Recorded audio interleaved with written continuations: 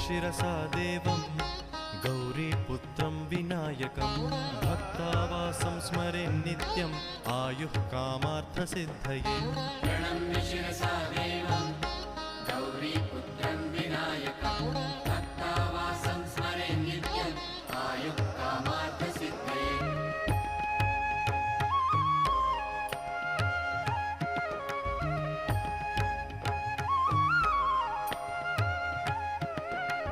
प्रथमं वक्रतुण्डं च एकदन्तं द्वितीयकं तृतीयं कृष्णपिङ्गाक्षं गजवक्त्रं चतुर्थकम्।